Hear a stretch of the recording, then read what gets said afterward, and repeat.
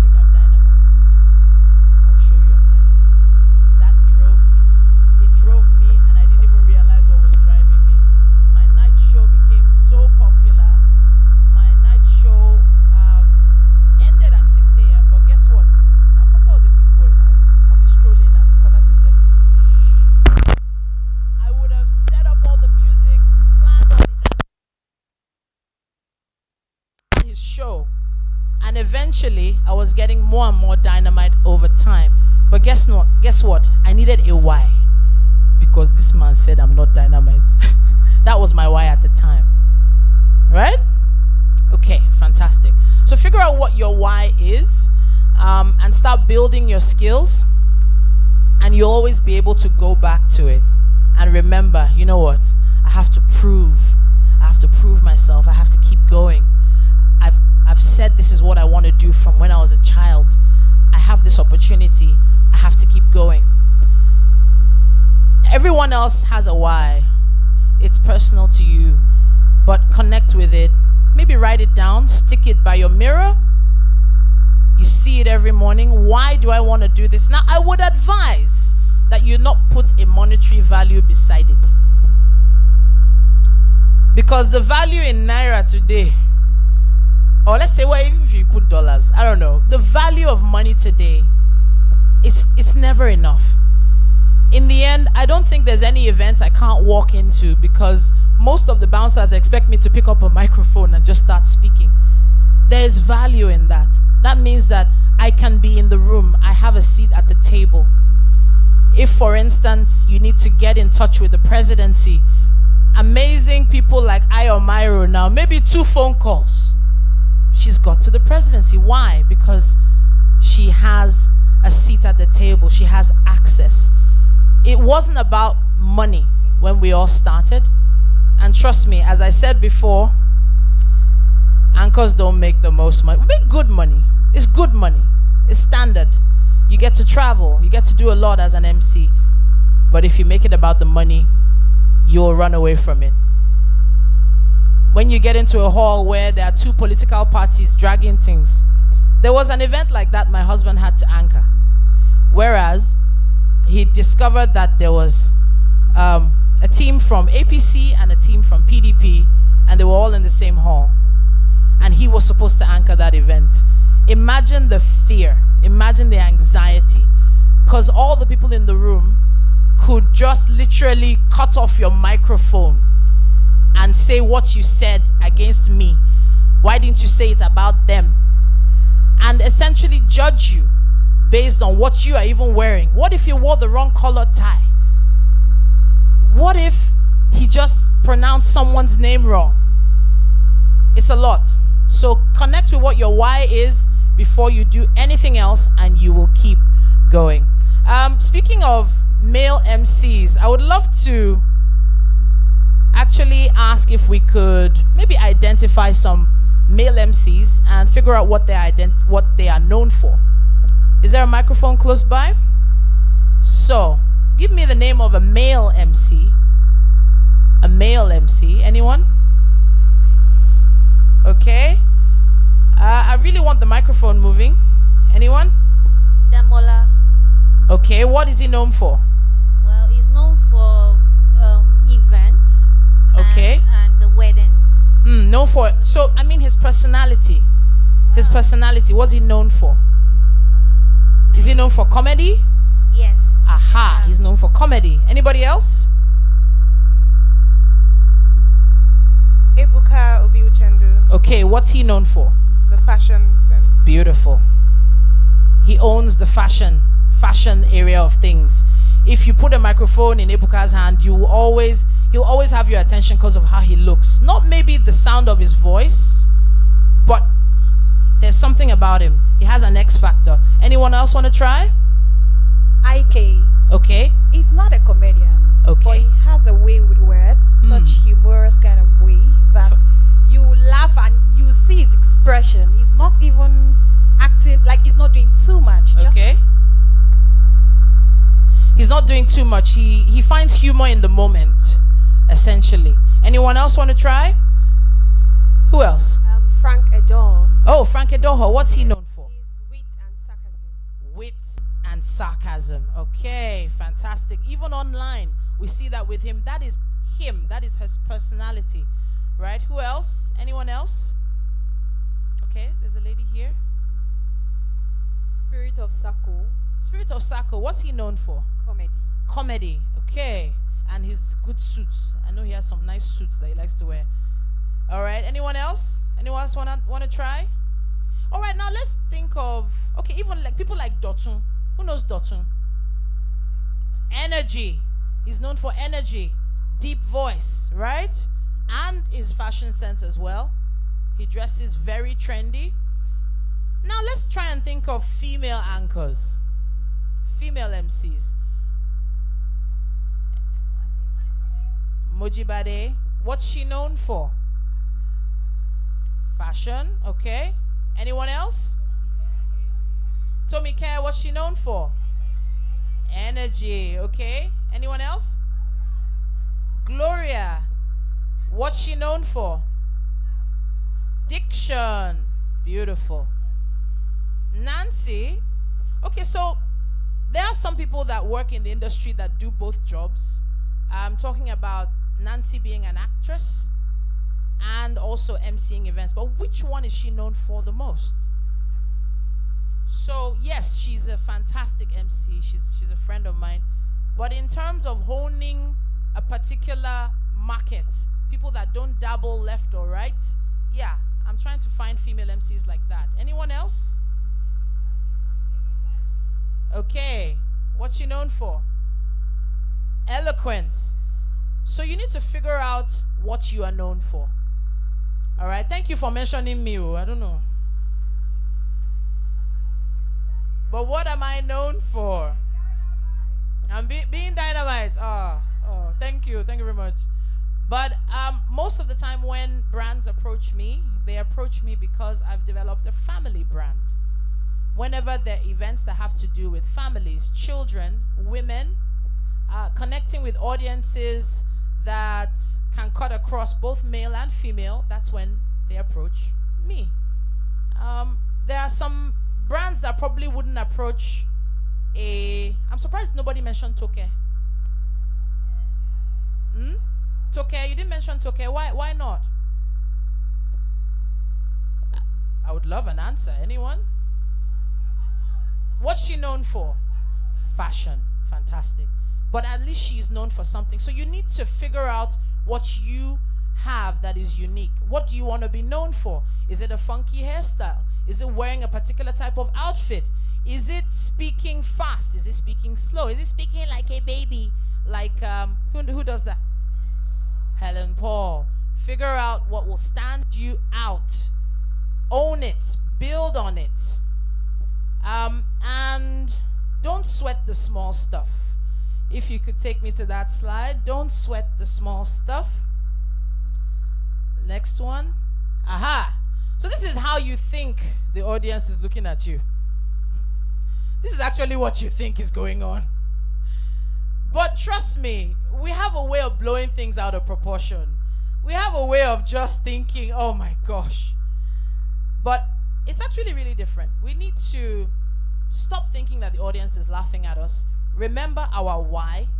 Remember we have a unique personality and we are honing our craft. Remember we have trained ourselves. We have done our research. Remember we know the audience that we're about to approach. Even if we don't, we're prepared for it. Even if our status hasn't yet reached Otedola's own, but we know what to say to people like Otedola when he enters the room. We are prepped. We are prepared. So, don't sweat the small stuff. Someone mentioned memory blank. Who was that? That was you. Now, this is a big deal for some people, but once you're armed with certain tools, you'll be able to get over a memory blank. Maybe arm yourself with powerful quotes of great people. That's a trick a lot of MCs do.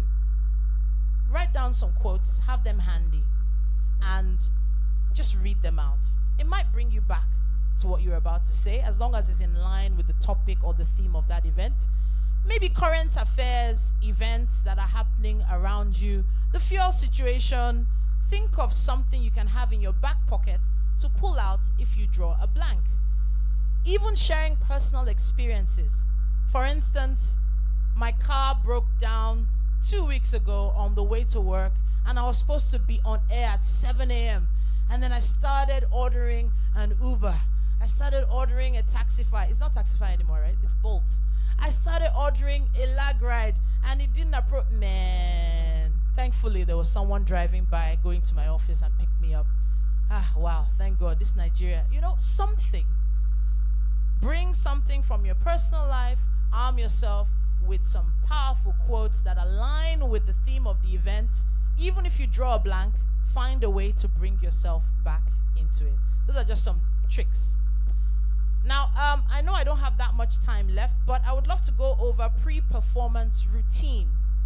Pre-performance routine. Now, successful athletes do this a lot. Who knows who Steph Curry is? Anyone know who Steph Curry is? Yeah, that guy fine. I have a husband. Oh my goodness. All right. But seriously, he has honed his craft so well that every given day, he not only works out for about 3 to 5 hours, he also throws 500 shots every day. 500 three-pointers. Who knows what a three-pointer is? There's a particular semicircle on the basketball court where you throw three-pointers. 500 every day.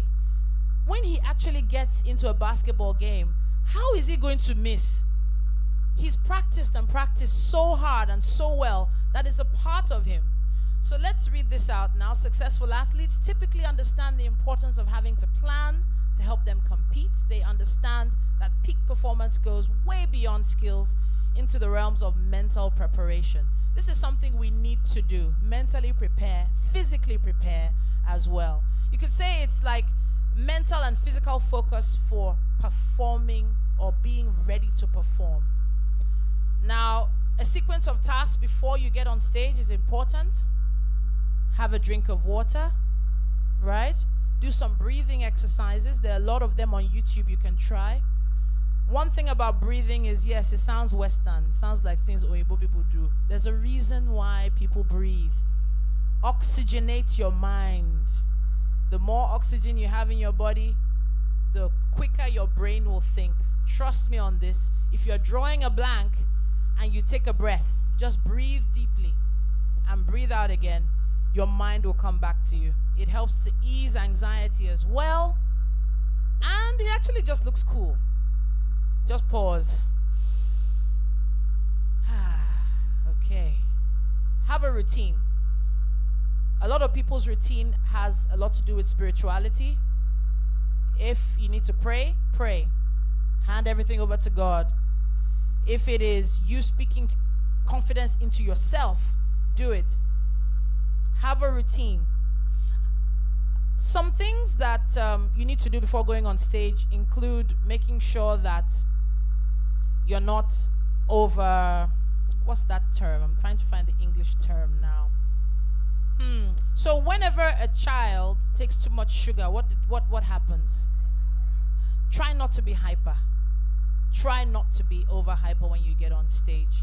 And ways you can do that is by drinking things that calm you. If it's tea, if it's coffee, if it's a beverage that you like, try and calm yourself before getting on stage. Fantastic. Try and calm yourself before getting on stage and avoid things that will make you salivate. Now I know there's some adverts that push sweets like Tom Tom or Lemon Plus before you go on stage. Why? Because you're going to be speaking. That is a myth. A lot of the time, the ingredients in these sweets actually kill your vocal cords gradually. They make you feel less pain by numbing you. But you don't want to numb your voice. You don't want to numb your vocal cords. So avoid sweets. Avoid anything that's going to make you salivate and make that funny sound. No chewing gum, guys. Please prepare your instrument. If you're speaking, understand that this is an instrument. You need to keep it in tune. Avoid iced cold water. Warm water always works best. Because if you're doing a 3-hour event, you don't want anything to freeze up your vocal cords. You need to make sure they are flexible. Warm water is best. And then, of course, let's take it back to preparation. 5 minutes before you begin. Let's go to the next slide, please. Before you begin, research your event, the speakers, know the content, and hopefully you'll have a seamless experience. You know, engaging strategies differ. from person to person, from brand to brand. If you want to use humor, find some light-hearted jokes, maybe engage with some facts, and set a welcoming tone. It's different for everyone. Everyone. One of the things you need to do when you get to the venue, for instance, in your preparation stages, is engage with the sound person, whoever is handling your microphone, like, what's his name? Abiodun. Engage with him. Know that your microphone is working well. If you know the DJ or you don't know the DJ, engage with the DJ. Know the sort of music that's going to be played at the event. Get the program of the event. Study it like the back of your hand. Prepare, prepare, prepare. All right, so let's go over the key takeaways from today. In summary, preparation, there is no substitute for preparation. You have to know the content, know the audience. There's no substitute for that. Connect with the audience if you can, and shift from that performance mindset to a communication mindset. Confidence through developing a routine, a pre-performance routine. We talked about that. Am I right? We did? I can see people jotting. That's nice. And focus on these techniques, and hopefully you will overcome glossophobia and you will take and master the stage. And with that, I'm going to wrap it up on this particular masterclass. I'm hoping I connected with someone. Did I? I really hope I did. At this point, I believe that we can do some Q&A. Be nice. Q&A session. Yeah? All right. That's me on Instagram and X. Of course, on LinkedIn. On socials. Or what? No, that's my email. Okay. I didn't even know my email was there. Ooh, goodness. All right. Fantastic. Connect with me. Send a DM. It might take me a little bit of time to respond. I apologize. That's because there are a lot more messages in my DM than I am used to managing on my own. Thankfully, I have Victor here managing the DM now. Hey, Victor. Say hi, Victor. Hey, so if I don't reply, it's his fault. So questions, anyone? On mastering the stage? Mastering the moment, rather. The theme of today's event is taking the stage. All right, go ahead.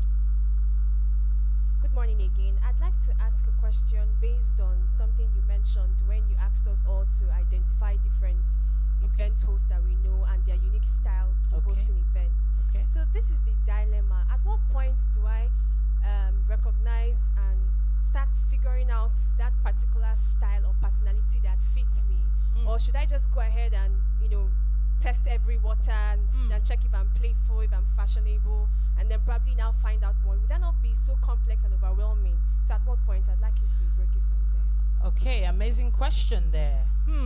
Okay, so in truth, people evolve. The way you started out is probably not what you're going to be doing in 5 years. And it's people evolve based on their environment, where they find themselves, based on their needs. Some people have to evolve into a particular brand because what they were doing before was just not feeding them well enough. But yes, you have to test the waters. You have to figure out what works for you. There are some people that started out doing pure pidgin and have switched to English. Why? Because the pidgin market felt a bit saturated at a point. There's some people that started out with skits and eventually started making effective content online, maybe in area of tech.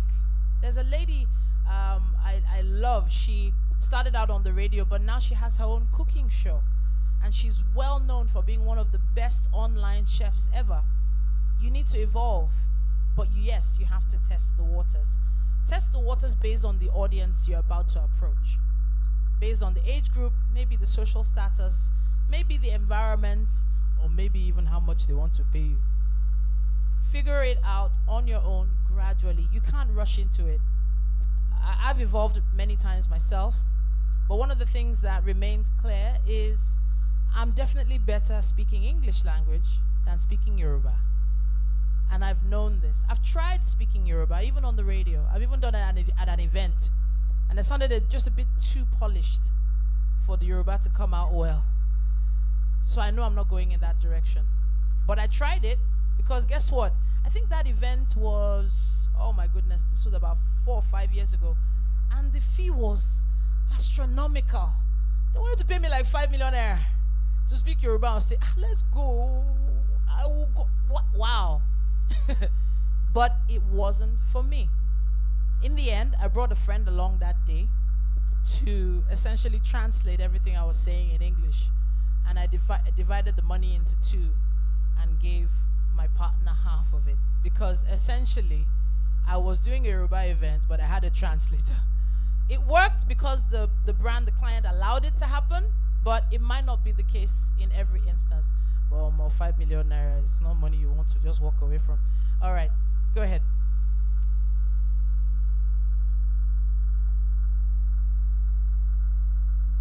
Good morning, everyone. My name is Toyin Asada. I'm a lawyer and speaker and author. Due to my profession, I tend to get opportunities to anchor like legal events, and then we have dignitaries. So I would love for you to speak to how to handle dignitaries at events. You know, it can be very sensitive. So I would love for you to speak to that. Thank you so much for what you've shared so far. Oh, thank you for thanking me. Now, one thing about events is the fact that it's not really your role to manage personalities in the room. Your actual job is to take the program from point A to point Z. That is actually your job. Now, if the audience or certain personalities are hindering that, you might need to use some tools at your disposal. First of all, your voice has to show the confidence that yes, you know what you're doing and you are in charge. This is a tool. It's a powerful tool. Once you have the microphone, you are in charge, and the whole room needs to know this.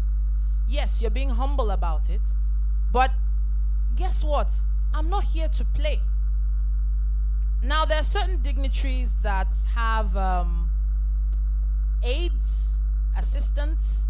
If you know you have certain dignitaries who are, in quotes, what's the term? Troublesome, approach the aides, approach the assistants, and tell them ahead of time, right, what you would appreciate. Please inform your boss about what's about to happen. Please inform your boss he needs to take his seat. Please inform your boss he's coming on stage now. This is a 5-minute warning. Have a point person so that it doesn't disrupt your whole event. Or even better, have one of the event planners do it for you. The event planners, coordinators of that event want the event to go smoothly. Tell them what will happen if this particular person approaches you. As the MC, you have every right to pause the entire event until that person becomes less unruly. It is your microphone. You are in charge. Fine, you're getting paid, but guess what? They understand the power of the microphone, but you also have to understand it too. Hopefully that answers your question. Does it? Sort of? Are you sure? Are you talking about addressing protocols? Oh, wow. Okay, so that really just depends. Again, their assistants, their aides, ask questions. The event planner should give you a written list of the people coming.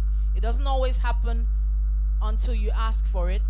As soon as you get to the venue, before you open up the microphone at all, write them down. Who is here? Who is above who? Who should be mentioned before who? Exactly. Ask the event planner, because there are some cases where, yes, in your mind, the president is the person that is at the top, but maybe there's another person the president is expecting to arrive. Maybe a president of another country who they would like to recognize ahead. It just depends. Ask questions. Always be clear. Any other questions? Okay. One more? No more time? Oh, goodness me. All right, please write down your questions on a piece of paper. Hand them over to Victor over there when you get the chance, when he walks by. And I'll do what I can to answer these questions myself personally.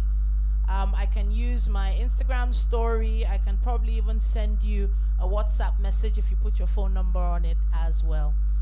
At this point, I would like to wrap it up. Thank you once again for participating today. Thank you. Remember, every single moment on stage is an opportunity to connect, to leave a lasting impression. And yes, I appreciate the opportunity that Ayo Myro essay, and of course, the amazing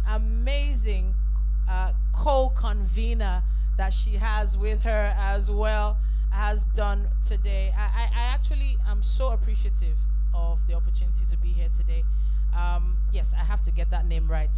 I'm talking about Rolake Akikube Filani and Ayo Myro Essay. Thank you so much for the opportunity that you've given me to help master the moment. All right then, everyone. Thank you. We can put our hands together once again for her. Thank you very much. All right, so in this we're going to be having the next masterclass, and it is by Stephanie Buhari, and she's going to be taking, or rather, she's going to be facilitating the masterclass on nailing interviews. However, we have a second masterclass in the other auditorium, and it's going to be the executive speak, which will be facilitated by Cecilia Akintomide. So if you're for the next masterclass here, which is by Stephanie Buhari, which is nailing interviews, you can remain. And if not, you can go on to the next hall. Thank you. All right, so this masterclass coming up right now is nailing interviews by Stephanie Buhari. All right?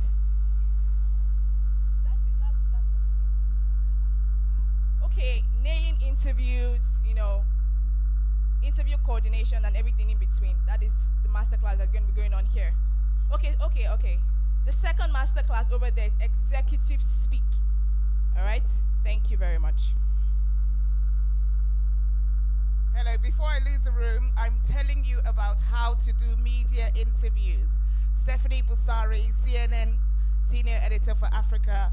How do you nail interviews in the media? So if you want to join us, please stay. If not, then okay.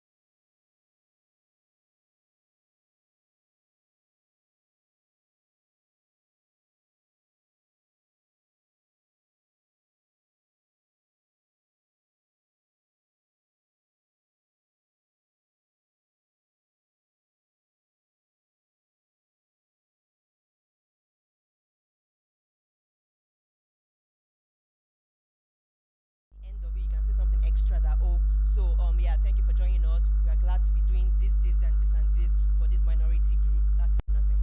So Brilliant. I can see why how she nailed her interview. She's very, very articulate and eloquent. So the thing about doing interviews is it can be nerve-wracking. So hopefully after today's session, you're gonna go away with some tips and tricks to nail those interviews. You may not be interviewed right now, but further on in your career, there will be opportunities for you to speak to the media, and there are lots of different types of interviews. So we're going to talk about that. There's different media formats, and then there's different interviews, and there's different tips and techniques to nailing those interviews. So that's what we're going to talk about today. So interviews, why do we do them? Anyone? Why do we do interviews with the media? Anyone want to hazard a guess? Yeah?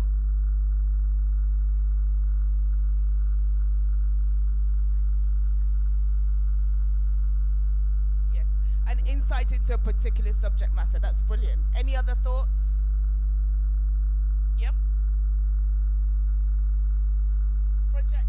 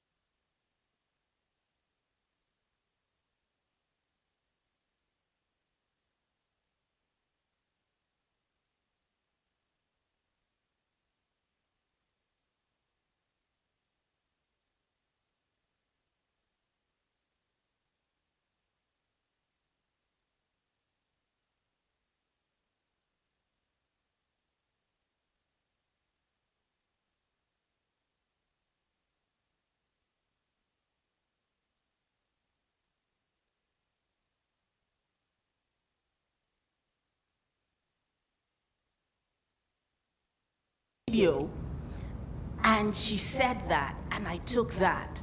So the way you will put words together is not what you learned in school. It's really because you're reading, you're listening, you're exposing yourself to other speakers, and words are developing new meanings for you, and you're putting them together. You have to make sure that you're speaking at the right level and at the right tone. It is critical, and you have to watch your pitch.